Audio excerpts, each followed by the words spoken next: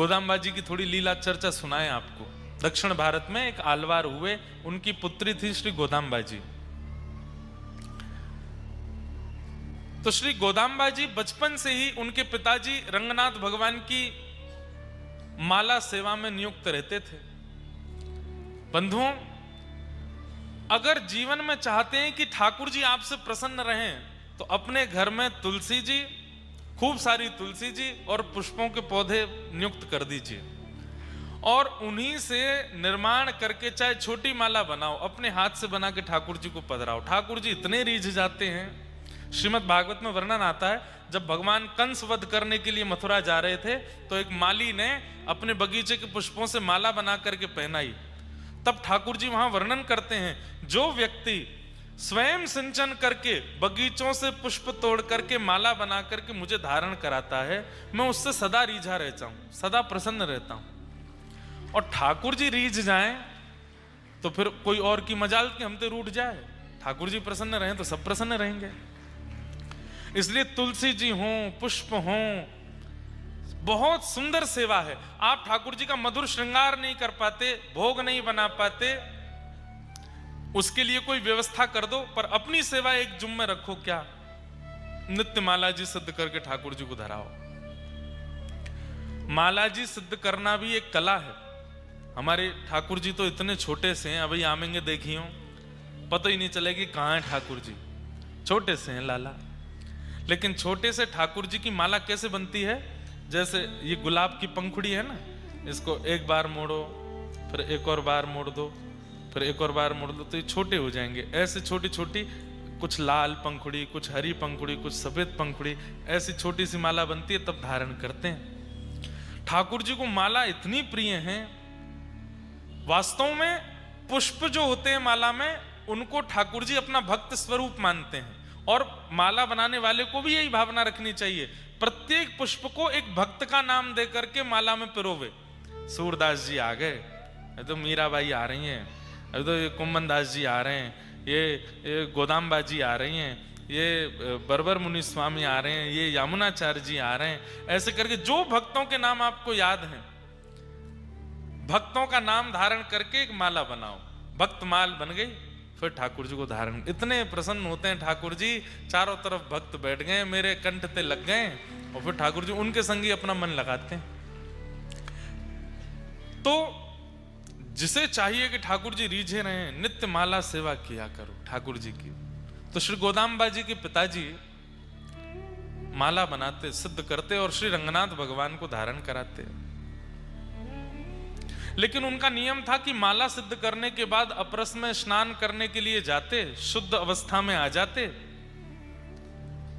और तब माला जी लेकर के मंदिर जाते। लेकिन इतने ही बीच में छोटी सी गोदा आती और पिताजी के द्वारा सिद्ध की गई माला उसको लेकर के और अपने गले में पहन लेती और पहन के खूब देर आनंद करती। खूब उनको पता था कि रंगनाथ भगवान को जाने वाली है। वो जब रंगनाथ भगवान को देखती थी तो यही भाव होता था कि ये मेरे पतिदेव हैं, ये मेरे प्रियतम हैं। तो माला पहन करके उसको अपनी करके और फिर जैसे पिताजी का आने का समय होता उससे पहले उतार करके वहीं धर देती। पिताजी वो माला जाकर के ठाकुर जी को पहनाते। उतरी हुई माला ठाकुर जी को धराना अपराध है, पर गोदाम्बा जी तो नित्य माला पहनती और उसको अपनी उतरन कर देते, ठाकुर जी को पहनाते। एक दिन पिताजी ने देख लिया कि श्री गोदाम्बा जी वही माला पहन करके घूम रही है जो ठाकुर जी को पधरानी है अभी।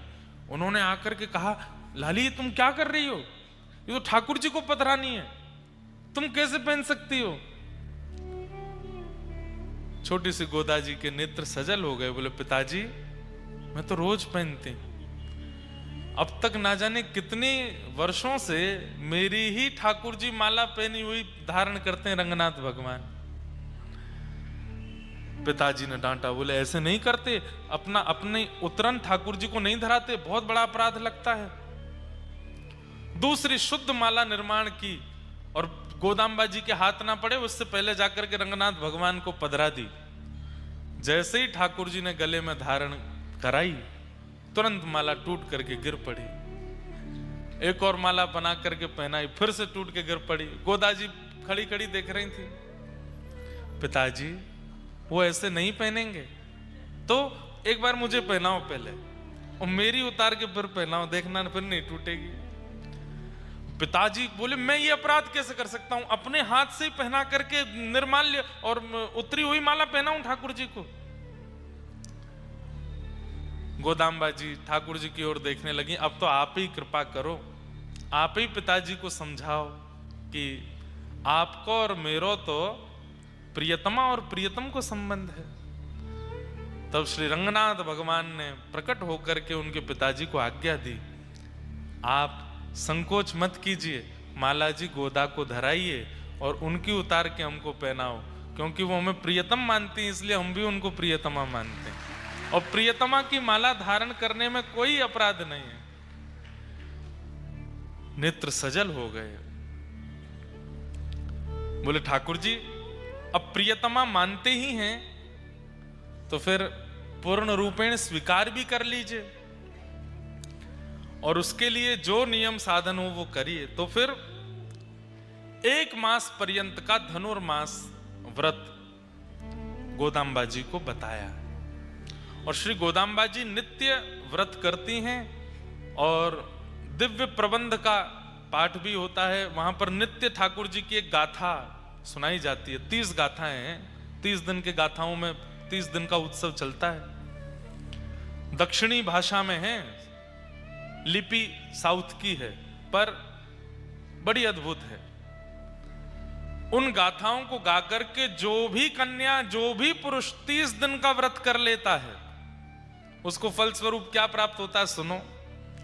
30 दिन बाद जैसे ही गोदाम्बा जी का व्रत पूर्ण हुआ, पिताजी के स्वप्न में ठाकुर जी आए और कहा अब आपकी पुत्री को हम स्वीकार करेंगे, इनका स्वयंवर करो।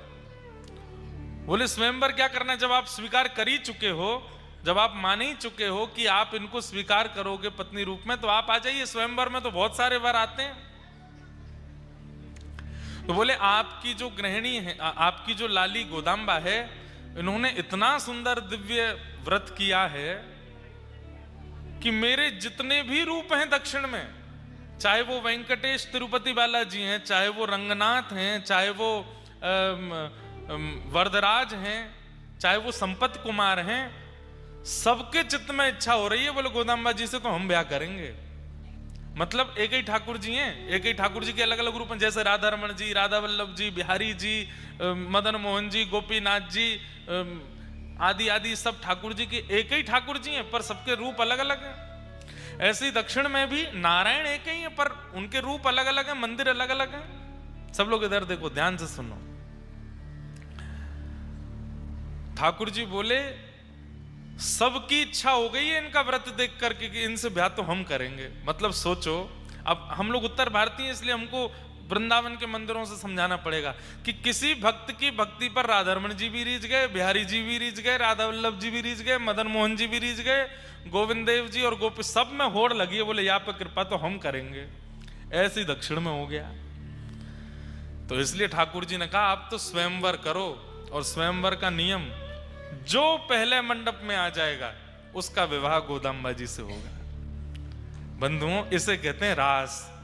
ठाकुर जी में होड़ लग रही है भक्त के पास जावेगी, तुम पीछे हटो मैं पहले जाऊंगा। तो श्री गोदाम्बा जी के पिताजी ने पत्री बनवाई, शादी की जैसे पत्रक होती है, और प्रत्येक दिव्य देश में जाकर के ठाकुर जी को निमंत्रण देकर के आए कि हमारी लाली को ब्याह है, आप भी दुल्हा बन के आओ, क्या पता जयमाल हो जाए। तिरुपति गए, रंगनाथ गए, श्री वरदराज गए, श्री संपत कुमार गए, उत्तर में बद्री विशाल गए, जगन्नाथपुरी गए, द्वारिकापुरी गए, सब जगह पत्रक बांट करके आए पिताजी सारे मंदिरों में। वो हमारी लाली का स्वयंवर हो रहा है, सारे हरि, सारे ठाकुर जी आ जाओ, जो पहले पहुंचेगा वहां से ब्याह। पत्रक पहुंच गया। अब यहां श्रीरंगम में विराजमान श्री रंगनाथ भगवान वो बड़ी चिंता में बैठे हैं। तभी गरुण जी आदि सब आकर के बोले जय जय, बड़े चिंता में हो, कहा बात है। बोले हमको ये लग रही है कि ये गोदाम्बा जी तो हमसे प्रेम करती हैं, पर ये हमारे ही स्वरूप हैं साबरे, और सब में होड़ लगी है। वहां जगन्नाथ जी तैयारी करे बैठे, बोले मैं पहले पहुंचूंगा। बद्रीनाथ जी कह रहे हैं मैं तो ऊंची पहाड़ी थी, सीधी छलांग मारूंगा, दक्षिण ही पहुंचूंगा। तिरुपति जी कह रहे हैं कि मैं पहले पहुंचूंगा, पद्मावती जी नीचे भेज देंगे। हम कैसे पहले पहुंचे? गरुण जी बोले आप हमको आज्ञा, बोले तुमको क्या आज्ञा, तुम भी तो सब जगह हो। अब तुम अकेले यहां विराजमान हो तो तुमसे कुछ कहें, तुम द्वारिका में भी हो, तुम बद्रीनाथ में भी हो, तुम जगन्नाथ में भी हो, सब जगह तो हो। सब ने तुमको आज्ञा कर दी, सबको लेकर के तुम एक ही समय पर पहुंचोगे, क्योंकि गरुण जी की गति तो एक जैसी है। गरुण जी बोले नहीं भगवान आप आज्ञा करो। बोले देखो हमारी हृदय की परम इच्छा है कि गोदाम्बा जी से तो हम विवाह करें। अगर तुम हमारी बात मानो, बाकियों की मत मानना, बाकी तुम्हारी प्रतीक्षा में बैठे रहें, थोड़ा विलंब कर देना, हमको पहले पहुंचा दो।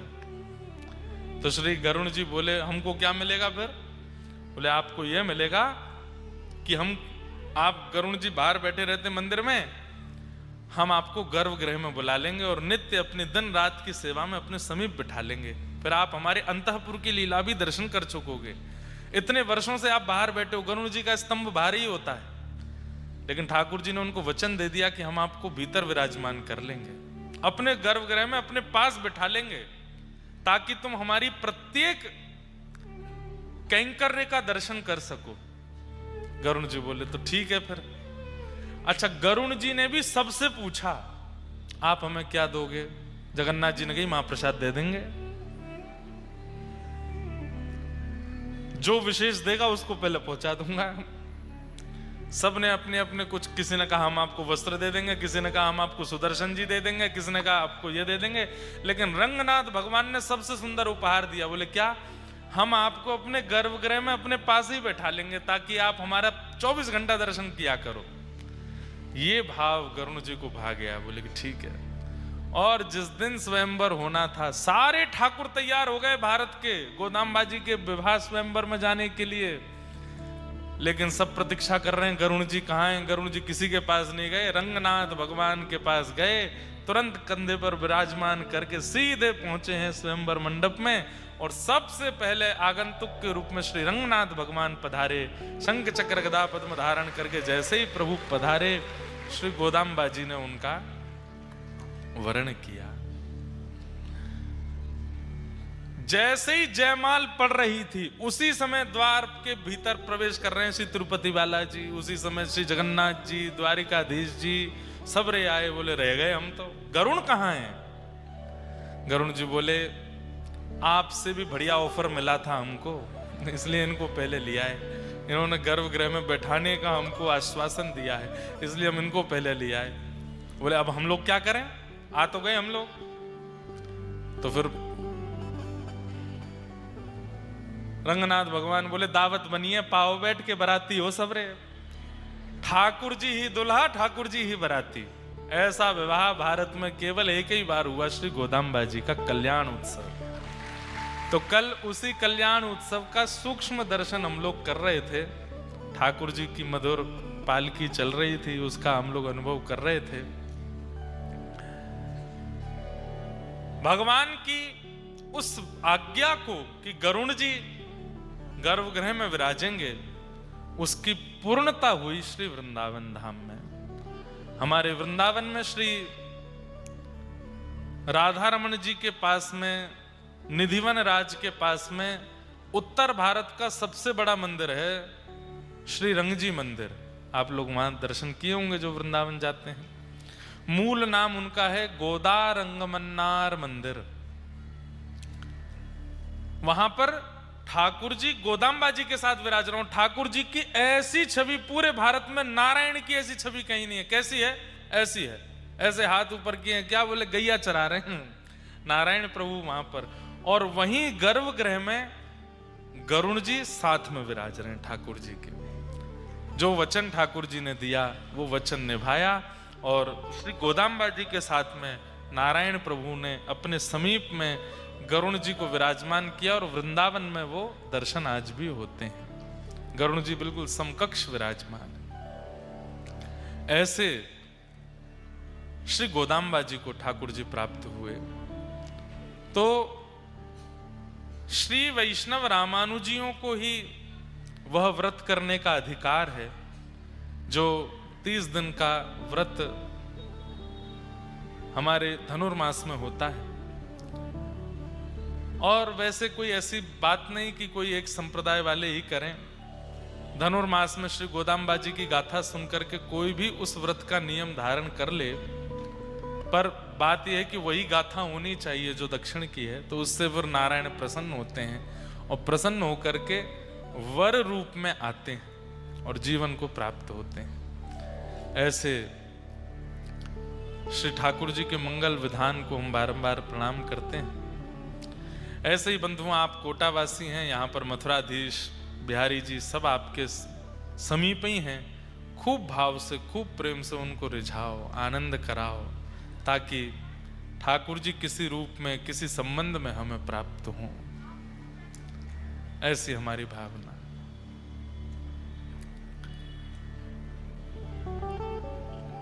कल हम लोग रास बिहार का श्रवण कर रहे थे। ठाकुर जी ने वृंदावन में रास किया, महारास किया, और महारास में देवादिदेव महादेव शंकर भगवान पधारे। लेकिन गोपियों ने उनको भीतर प्रवेश करने नहीं दिया। बोले भीतर केवल एक ही पुरुष आ सकते हैं, नंद नंदन, और किसी पुरुष का प्रवेश नहीं है। तब महादेव ने पार्वती जी से प्रार्थना की और पार्वती जी ने, अन्नपूर्णा मैया ने अपना श्रृंगार प्रदान किया और श्रृंगार धारण करते ही महादेव बन गए श्री गोपेश्वर। बोलो गोपेश्वर महादेव की। बंधुओं, महादेव वृंदावन रस के सबसे बड़े प्रणेता यदि कोई हैं और सबसे बड़े प्रदाता यदि कोई हैं तो वो महादेव हैं। इसलिए हमारी राधा कृपा कटाक्ष महादेव गाते हैं, ठाकुर जी का यश महादेव गाते हैं, रास की पूर्णता महादेव करते हैं। कई लोग कहते मिलते हैं कि महाराज जी कथा सुनने के बाद हम पहले महादेव के उपासक थे लेकिन अब कृष्ण उपासक हो गए। हम कितनी बार कथा में कह चुके कि महादेव जब बहुत प्रसन्न होते हैं अपने किसी भक्त से तो उसको कृष्ण भक्ति प्रदान करते हैं।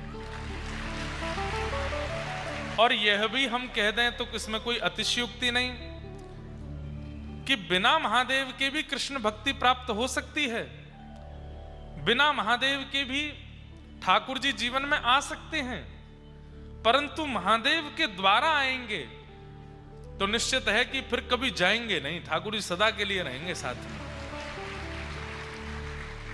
इसलिए शिवद्रोही ममदास कहावा, सो नर सपने हूं मोह न पावा। कहीं कहीं वैष्णवों में और शैवों में मतभेद है, परंतु बंधुओं हम लोगों को यह विचार नहीं करना हो, विशेष रूप से वृंदावन से संपर्क रखने वाले हमारे तो प्रधान इष्ट के रूप में, हमारे तो पुरोहित के रूप में, भक्तों के पुरोहित कौन है? जैसे विवाह कराने वाले कुल पुरोहित होते हैं, ऐसे भक्तों के पुरोहित हैं हमारे शंकर जी। वो उनको नहीं भजन करेंगे, उनको नहीं ध्याएंगे, उनको नहीं बताएंगे तो फिर वो हमारा ब्याह कैसे कराएंगे ठाकुर जी से? वो तो हमारे पुरोहित हैं। इसलिए महादेव की उपासना कम से कम वृंदावन से संपर्क रखने वालों को तो महादेव को वंदन करना चाहिए। और महादेव पर जल चढ़ाओ, दूध चढ़ाओ, प्रार्थना एक करो, श्री राधा रमन लाल जी हमको और प्रिय हो जाएं, प्यारे गिरधर लाल जी हमसे और प्रेम करने लग जाएं, वृंदावन के प्रति हमारी और इच्छा बढ़ जाए। हे महादेव ऐसी कृपा हम पर करो। कुछ दें चाहे ना दें, पर ये वरदान सबसे पहले ठाकुर जी दे देंगे, महादेव दे देंगे। अरे हमारे इष्ट की प्रार्थना कर रहे हो, लो ठाकुर जी के प्रति प्रेम तुम्हारा बढ़े। जिसके प्रेम में कटौती आ रही हो ठाकुर जी के प्रति, जाओ महादेव की उपासना करो, महादेव से कहो कि ठाकुर जी से हमारा प्रेम घट रहा है, नाम में रुचि घट रही है, कथा में आलस आ रहा है, वृंदावन जाने में विक्षेप आ रहे हैं, हे महादेव कृपा करो। महादेव कृपा करेंगे। हमारे साथ तो कितनी घटनाएं होती, जहां कहीं भी कथा करने जाते आसपास में कोई दिव्य महादेव का स्थान होता है तो प्रणाम करने जाते हैं। काशी विश्वनाथ बनारस में एक बार कथा हो रही थी। रोज जाते थे विश्वनाथ प्रभु को दर्शन करने और गोपी गीत सुनाते थे महादेव को। क्यों? वो भी तो गोपेश्वर, गोपियों के ईश्वर हैं। मतलब रास की गोपियों में प्रधान गोपी हैं महादेव। उनको गोपी गीत सुनाते। अंतिम दिन दर्शन करने के लिए गए, इतनी भीड़, दर्शन नहीं हो पाए। कभी कहीं यहां से जाओ, कभी कहीं वहां से जाओ, कभी कहीं उधर से जाओ, नहीं हो पाए। आगे कहीं प्रस्थान करना था, समय हो रहा था जाने का। शिखर को देख करके हमने कही, बाबा रास में आए थे आप, गोपियों ने रोक दिया था आपको। वो तो हमारे ब्रजवासी को चित्त बहुत बड़ा है, जैसे तैसे आपको अंदर एंट्री मिल गई, लेकिन आज बहुत बढ़िया कर रहे हो। ब्रजवासी द्वार पे खड़ो, भीतर नहीं बुला रहे हो। गोपीन ते शिकायत करूंगा आपकी, ब्रज में जाए करके ठाकुर जी ते आपकी शिकायत करूंगा। ब्रजवासी जा रहा है आगे कहीं बनारस से और दर्शन नहीं दिया आपने।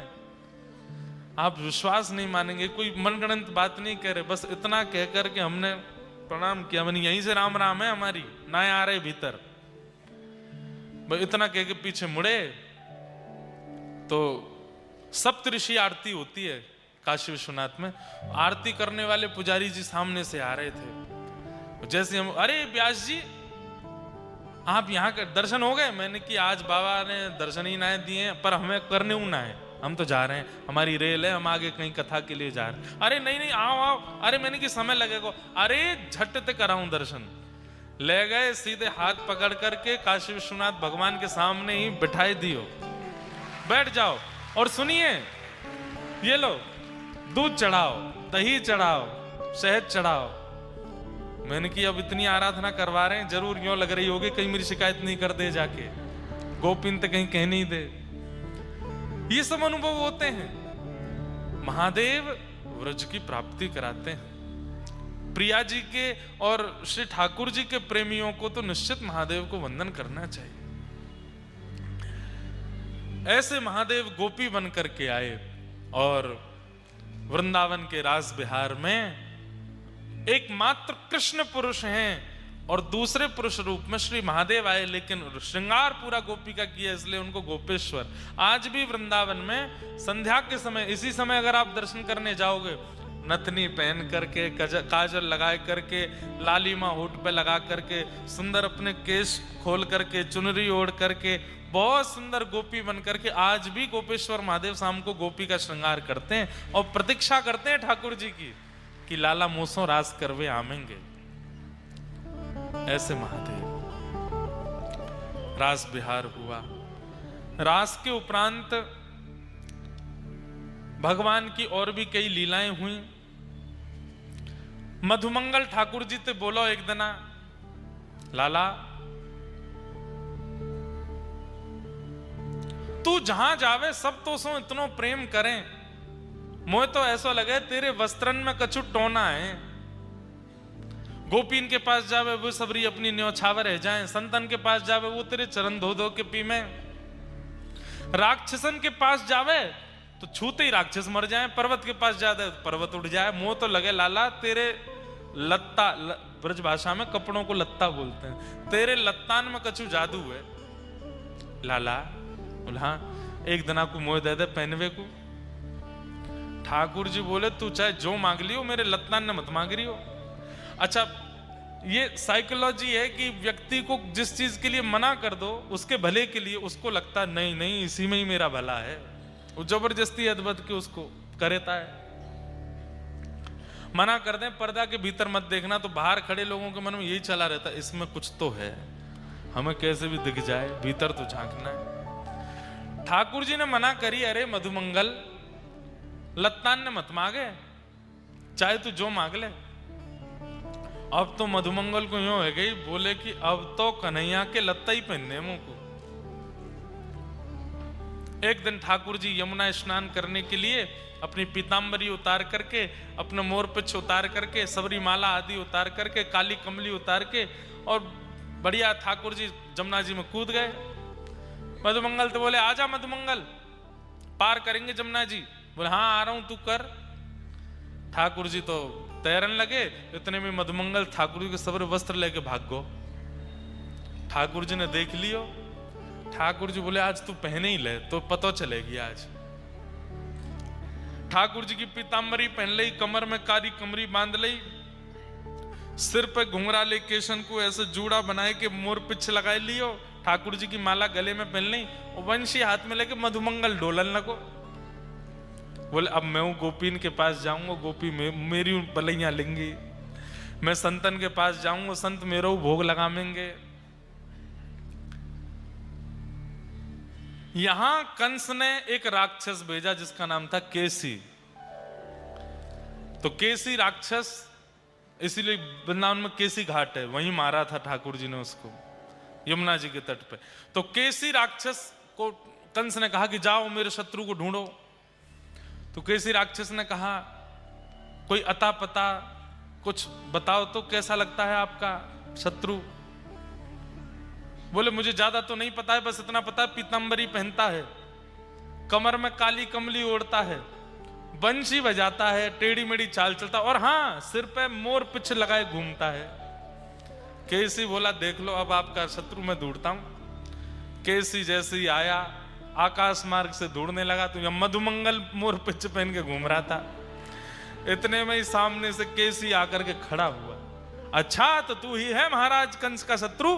अभी बताता हूं। मुष्टिक लेकर के जैसे ही भागा, इतना विशाल राक्षस देख करके अब तो मधुमंगल दौड़ो माते, लाला बचैयो, अरे लाला कन्हैया कहां को चलोगे, देख जे मुझको मार रहा राक्षस मार रहा। ठाकुर जी बोले ना तू ही मार ले, तो मना करी मेरे वस्त्र ने पहन के मत जाइयो। तेरे पाम पूजू लाला, जीवन में कभी नहीं धारण करूंगा, तेरा जैसा रूप कभी नहीं बनाऊंगा, मैं जैसो वैसो ही रहूंगा, तू या को मार दे। ठाकुर जी तुरंत निकल के बाहर आए, केसी राक्षस के सामने आके खड़े हुए। जैसे ही आया एक मुष्टिक प्रहार करके भगवान ने उसका वध किया। वही घाट केसी घाट है। ठाकुर जी ने फिर मधुमंगल से कही तुरंत उतार। अरे लाला अब ही उतारू, मैं तो देखूंगा ना तेरे वस्त्रन के, मैं तो भैया फटे पुराने कपड़े ही ठीक हैं। हमारे पूज्य नाना जी कहते थे इस कथा से क्या सीखने को मिला? भक्ति बने रहो, भगवान बनने की कोशिश मत करो। ज्यादा ठाकुर जी बनवे की मन में आवेगी, ज्यादा भगवान बनवे की मन में आवेगी तो ठाकुर जी कहेंगे देख बेटा अब जो जो जिम्मेवारी मैं संभालूं अब तू संभाल। और वहां में राक्षस आवेंगे, कैसी कैसी आपत्ति विपत्ति आवेंगी। भक्ति ही बने रहो, ज्यादा ठाकुर जी की तरह बनने में कोई सुख नहीं। कुछ राक्षसों का भगवान ने और वध किया। तत्पश्चात यहां मथुरा में कंस ने एक धनुर्यज्ञ किया और उस धनुर्यज्ञ में भगवान श्री कृष्ण को यज्ञ देखने के लिए, मेला देखने के लिए आमंत्रण भेजा। आमंत्रण लेकर के श्री अक्रूर जी महाराज वृंदावन पधारे और आमंत्रण में विशेष रूप से कह दिया, सब लोग इधर देखो ध्यान से सुनो, कि कृष्ण बलराम को उपहार देने के लिए महाराज कंस बुला रहे हैं। अक्रूर जी महाराज लेने के लिए आए। प्रसंग तो बहुत करुण है और बहुत विरह का भी है, हम ज्यादा उसके प्रकाश में नहीं जाएंगे। आज कथा का विश्राम है, इतने भावुक होकर के कथा का विश्राम नहीं करना है। आप लोग भावुक हों उसमें आपकी तो आनंद की बात है, पर हम ज्यादातर भावुक प्रसंग इसलिए नहीं कहते, फिर आगे की कथा करना हमारे लिए बहुत मुश्किल होता है। एक जगह ये प्रसंग कहा था तो यही प्रसंग चला फिर, और फिर कथा आगे हुई ही नहीं, वहीं कथा विश्राम करनी पड़ी। इसलिए हम केवल सूक्ष्म में ये प्रसंग कह देते हैं।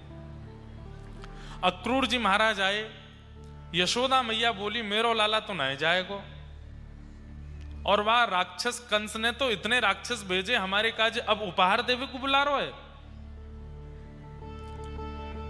ठाकुर जी ने मन में विचार किया, कन्हैया अगर आज नहीं बोले तो फिर कभी नहीं बोल पाओगे।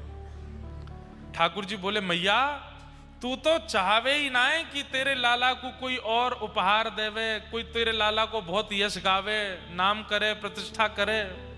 तू तो मोया घर में ही बूढ़ो कर लेगी, नंद भवन ते कभी बाहर ना जान देगी। अरे दुनिया के बालकन को उपहार लेवे के काजे और जाने कैसे कैसे कार्यक्रम में बुलाए हो जाए, तेरे बालकन को बुला रहे हो तो तू मना कर रही है। मैया के चित्त में ये बात चुभ गई कि कन्हैया को कहीं ऐसा तो ना लग रहा कि मैं यहां प्रेम ना करूं। मैया बोली, अच्छा ठाकुर जी का मन नहीं है? भारी मन से बोल रहे हैं। मैया से जिद कर रहे हैं मैं मथुरा जाऊंगा। मैया बोली, लाला तेरे बगैर मुंह को एक क्षण भी चैन ना पड़े। तू जावे गैया चरावे और लौटवे में नेक विलंब है जाए तो मेरी ऐसी हालत है जाए। लाला तू 2 दिना के काजे मथुरा जाएगो, मैं कैसे रहूंगी? मैया मैं परसों आ जाऊंगा ना, मुझको जान दे। अंत में यशोदा मैया मान गई, ठीक है लाला, लेकिन आए जाइयो परसों। बोले हाँ आ जाऊंगा। दाऊ दादा नंद बाबा तैयार भये, हम लाला के संग जाएंगे। रात भर ठाकुर जी सोए नहीं। प्रातः काल होते ही रथ में विराजमान हुए। सब ब्रजवासी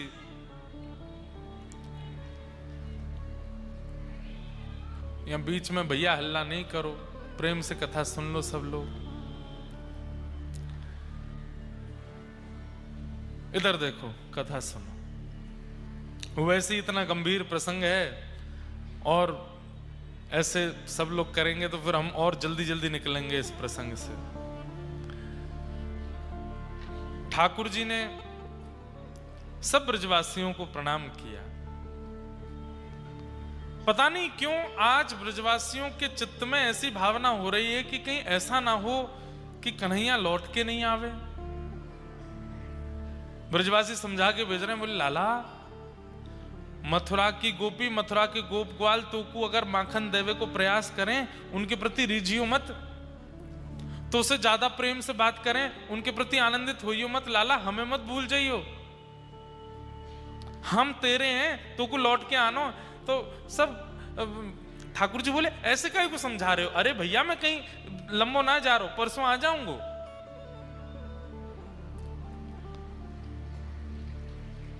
सब ब्रजवासी चिंतन कर रहे हैं और प्रार्थना कर रहे हैं, हे मथुरा वासियों तुम ज्यादा स्वागत मत करियो, ज्यादा सत्कार मत करियो, ज्यादा रिझा मत लियो ठाकुर जी को। कहीं ऐसा नहीं हो आपके प्रेम सत्कार में लाला रीझ के वहीं को है जाए, लौट के नहीं आवे। बंधुओं प्रेम में एक ये सूक्ष्म ईर्ष्या होती है, इसको ईर्ष्या नहीं माना जाता। एक भय होता है अपने प्रेमी को खो देने का, और वही भय ब्रजवासियों को हो रहा है,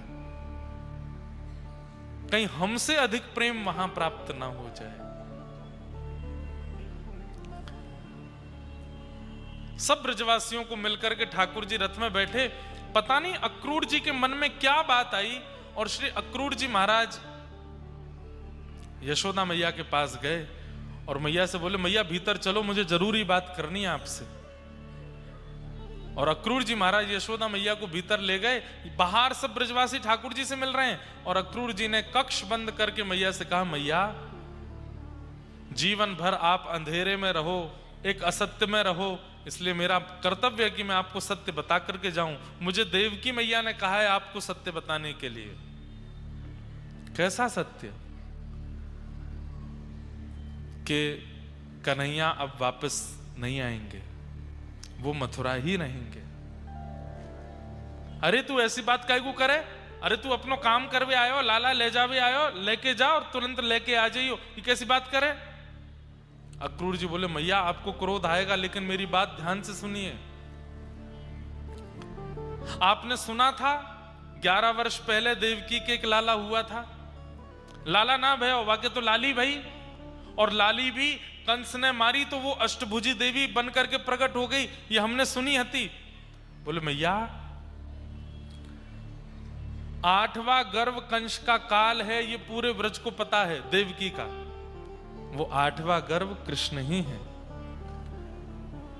11 वर्ष पहले कंस से रक्षा हेतु वसुदेव जी महाराज लाला को लेकर के आपके पास आए, आपके बगल में लाला को सुवाई दियो, और वो लाली जिसकी प्रसिद्धि हुई वो लाली आपकी थी, और आपकी लाली ले जाकर के कंस को दी। मैया कृष्ण आपके लाला नहीं है, कृष्ण तो देवकी के लाला। 11 वर्ष 56 दिनों से उनकी आंखों की रोशनी चली गई अपने पुत्र को देखे बगैर। इसलिए उन्होंने मुझसे कहा कि सत्य बता के आना यशोदा को। मैया अब लाला अपनी वास्तविक मैया के पास जा रहे हैं और वहीं रहेंगे, इसलिए आप विरह मत करना। यशोदा मैया का तो खून ठंडा पड़ गया पूरे शरीर का। अक्रूर जी महाराज बाहर पधारे, मैया बिल्कुल स्तब्ध बैठी है, उन्हें विश्वास ही नहीं हो रहा इन शब्दों पर।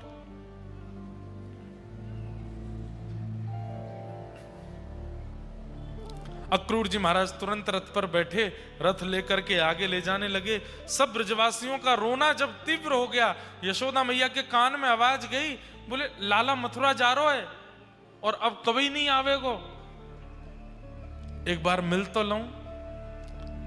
सब ब्रजवासी पीछे पीछे ठाकुर जी के दौड़ रहे हैं, ठाकुर जी का रथ आगे चल रहा है।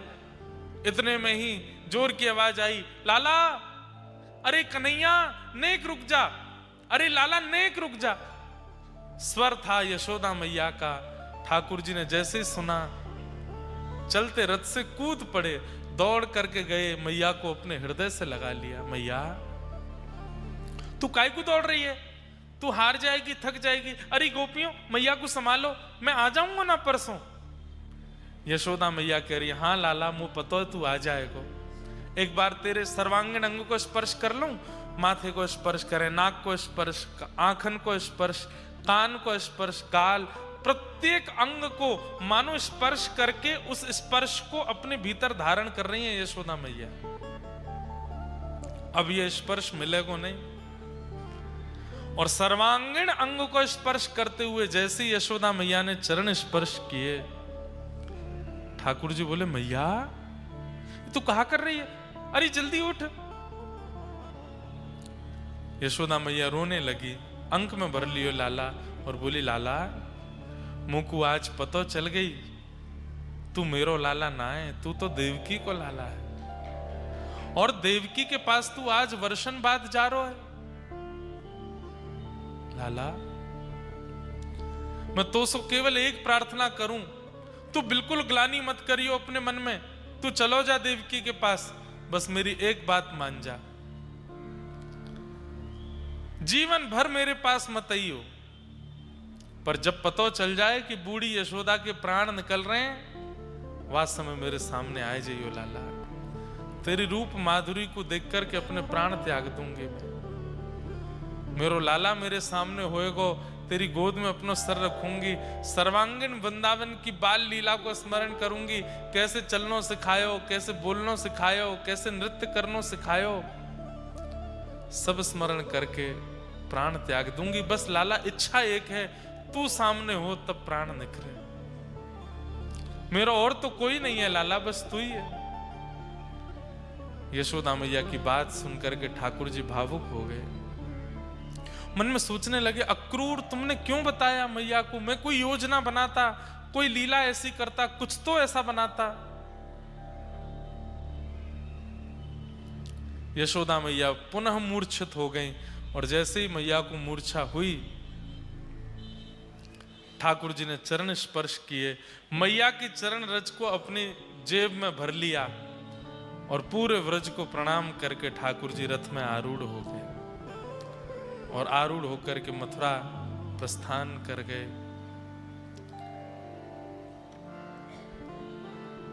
झूठी प्रीत करी मनमोहन, या कपटी के साथ, या कपटी के साथ, जोहत रह गई बात।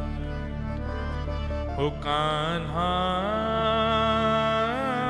तेरी जोहत रह गई बात, जोहत रह गई बात। ब्रजवासी रथ की ओर देख रहे हैं, ठाकुर जी चले जा रहे हैं, रथ से उड़ने वाली धूल दिख रही है, ध्वजा दिख रही है, रथ दिख रहा है, और सब ब्रजवासियों को मन में बार बार यही भावना आ रही है, अभी देखियो लाला को मन नहीं लगेगो, अभी कूद के वापस आ जाएगो, अभी आवे वारो होगो, बस आ ही रहे होगो। और ऐसा सोचते सोचते सोचते शाम हो गई, नहीं आए ठाकुर जी। ब्रजवासी खड़े रहे। जब रात्रि काल होने लगी तब सब यशोदा मैया आदि कहने लगी, चलो लाला परसों की कह के गए है, परसों आ जाएगा, अभी सब चलो। आज ब्रजवासियों ने भोजन नहीं बनाया, भूखे प्यासे ब्रजवासी सब केवल ठाकुर जी की स्मृति में बैठे। भगवान मथुरा पहुंचे, कुबलिया पीड़ हाथी का उद्धार किया, कुब्जा का उद्धार किया, एक माली ने माला बना करके पहनाई, उसका उद्धार किया, एक दर्जी ने सुंदर वस्त्र बना करके पहनाए, ठाकुर जी ने उसका उद्धार किया। रणभूमि में प्रवेश कर रहे हैं कि मल्लानाम मशनिर्णिनाम नरवर स्त्रीणाम स्मरो मूर्तिमान गोपानां स्वजनु सतां क्षितिभुजां शास्त्रा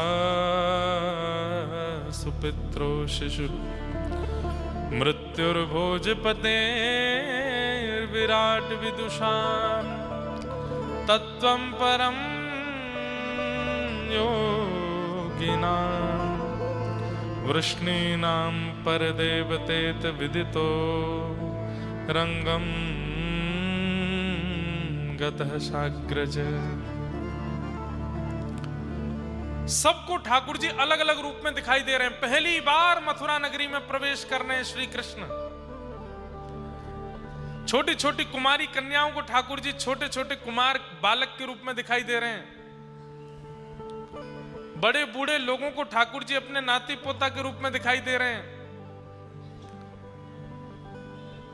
विवाहिता कन्याओं को ठाकुर जी अपने प्रियतम के रूप में दिखाई दे रहे हैं। बड़े बड़े मल्लों को ठाकुर जी एक पहलवान के रूप में दिखाई दे रहे हैं।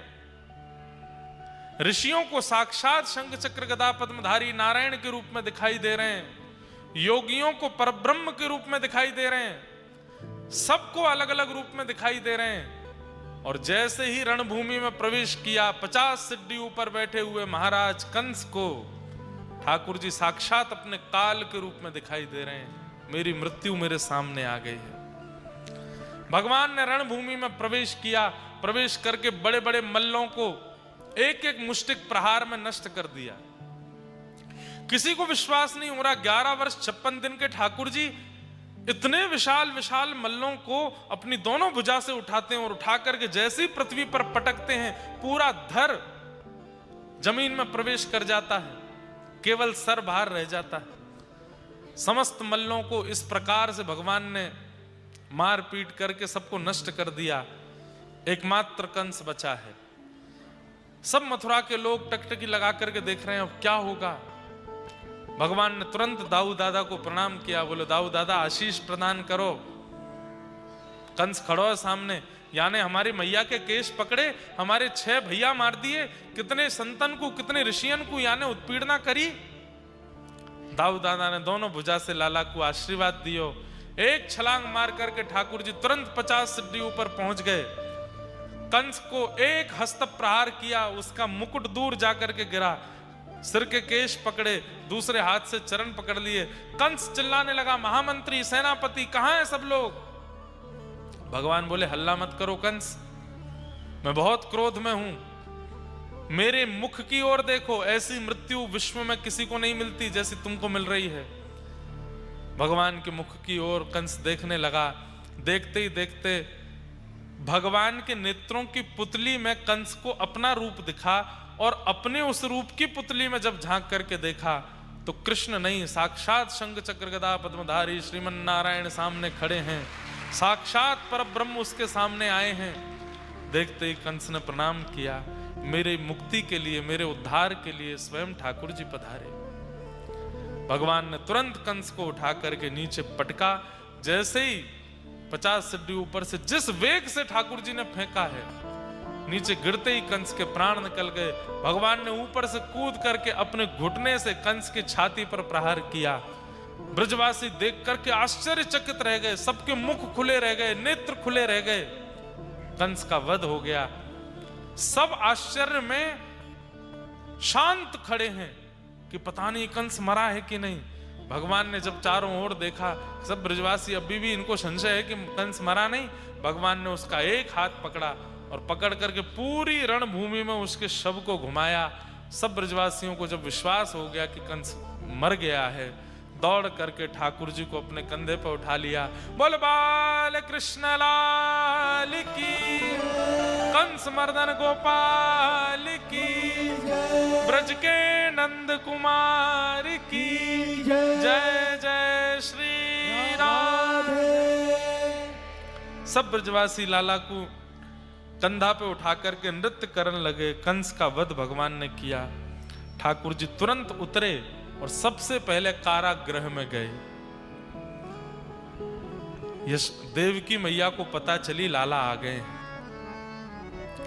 11 वर्ष पहले इतने से ठाकुर जी देखे थे और आज 11 वर्ष 56 दिन बाद जैसे ही ठाकुर जी पधारे, 11 वर्ष के हो गए हैं, घुंघराले केश हैं। बंधुओं, भगवान का मुंडन नहीं हुआ अभी तक। केश कितने बड़े हैं ठाकुर जी के? बोले सिर से लेकर के चरणों से नीचे तक केश हैं ठाकुर जी के। श्रीनाथ जी की ये इधर जो चमक रही है, ये क्या है? ये ठाकुर जी की बेणी है, ठाकुर जी के केश हैं। इतने बड़े केश हैं ठाकुर जी के। श्राद्ध पक्ष जब प्रारंभ होता है, उस समय अगर आप श्रीनाथ जी दर्शन करने जाओगे तो आपको केश का दर्शन नहीं होगा, बेणी का दर्शन नहीं होगा। क्यों? क्योंकि ठाकुर जी उस समय दान मांगते हैं। दान एकादशी आती है तो गोपियों का दान मांगते हैं और दान नहीं देती तो फिर छीन के भागते हैं। तो ठाकुर जी जब भागते हैं तो केश चोटी इतनी लंबी है ठाकुर जी की, गोपी भैया पकड़ ले। तो इसलिए ठाकुर जी के दान एकादशी के आसपास जब दर्शन करोगे श्रीनाथ जी में, ठाकुर जी के केश के दर्शन नहीं होते। क्यों? बोले यशोदा मैया ते कह के लाल जी अपनी बेणी गुथवा करके और ले करके अपनी कमर में लपेट लें कि कहीं ये निकर नहीं जाए तो गोपी पकड़ लेंगी याकू। इतने बड़े केश हैं ठाकुर जी के, लंबे केश। उन केशों को ठाकुर जी ऐसे बांध करके सिर पर यहाँ खूब सुंदर ऐसे जूड़ा सा बना लेते हैं। उस पर सुंदर सुंदर मोती, सुंदर सुंदर वनमाल, ऐसी कभी यहाँ की तरफ, कभी यहाँ की तरफ, कभी पीछे की तरफ, ऐसे ठाकुर जी केश बना करके और फिर मोर पिछ लगा के घूमते हैं। मुकुट नहीं पहने ठाकुर जी, पाग पहने। यशोदा मैया, देवकी मैया ने जैसे ही पहली बार देखा, आहा नील कांति, कमल जैसे नेत्र, इतने सुंदर ठाकुर जी, ऐसे घुंघराले केश देख करके देवकी मैया का हृदय भर आया। दौड़ करके हृदय से लगा दियो और बोले लाला अब मुझे छोड़ के नहीं जाएगा ना? ना मैया, अब मैं तेरे पास आएगा, अब नहीं जाऊंगा। मन ही मन यशोदा जी को बहुत याद कर रहे हैं ठाकुर जी, पर अब नियम निभाना है, मैया के पास रहना है। भगवान ने ऊपर आकर के अक्रूर जी महाराज को राज्य पदवी पर बिठाया, अपने नाना जी को, कंस के पिताजी को। अक्रूर जी को मथुरा का राजा बनाया और स्वयं जिज्ञासा प्रकट की कि अब हम बहुत बड़े हो गए हैं, अभी तक गुरुकुल नहीं गए पढ़ने के लिए, आप कृपा करके हमें एक श्रेष्ठ गुरु के पास पढ़ने का अनुमति प्रदान करो। तब वसुदेव जी महाराज ने ठाकुर जी को अवंतिका, उज्जैन भेजा सांदीपनी उपाध्याय जी से पढ़ने के लिए। तब ठाकुर जी प्रथम बार गुरुकुल पढ़ा। 11 वर्ष 56 दिन बाद ठाकुर जी गुरुकुल गए पढ़ने के लिए। ठाकुर जी सांदीपनी विद्यालय में पढ़ने आए, वहां ठाकुर जी का मुंडन हुआ। ठाकुर जी की चौड़ी चोटी रखी गई, शिखा धारण की ठाकुर जी ने। वहीं ठाकुर जी को सुदामा नाम के सखा प्राप्त हुए। उनके साथ ठाकुर जी की खूब बढ़िया मित्रता हो गई, सखत्व हो गया। लौट करके ठाकुर जी वापस मथुरा पधारे। वृंदावन की बहुत याद आती है, इतना ठाकुर जी को स्मरण होता है। आज भगवान ने उद्धव को भेजा, जाओ वृंदावन जाकर के ब्रजवासियों को समझा दो, वो याद करना बंद कर देंगे तो मैं ठीक हो जाऊंगा। उद्धव जी ने जाकर के वृंदावन वासियों को समझाया, शाम तक की कह के गए। 6 महीना में लौट के आए। 6 महीना बाद ठाकुर जी ने उद्धव को वहीं व्रज का दर्शन करा दिया। उद्धव जी महाराज बोले, मुझे क्यों भेजा था आपने वृंदावन?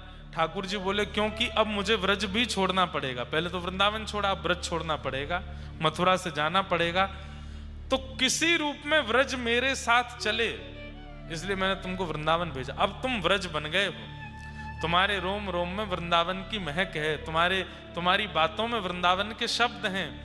अब द्वारिका लीला में मुझे जब भी वृंदावन का स्मरण होगा मैं तेरे से बात कर लूंगा, क्योंकि तेरे अंदर वृंदावन है, तेरे अंदर व्रज है। इसलिए उद्धव मैंने तुझे वृंदावन भेजा ताकि गोपी और श्री राधा रानी तेरे व्रज का निर्माण कर दें।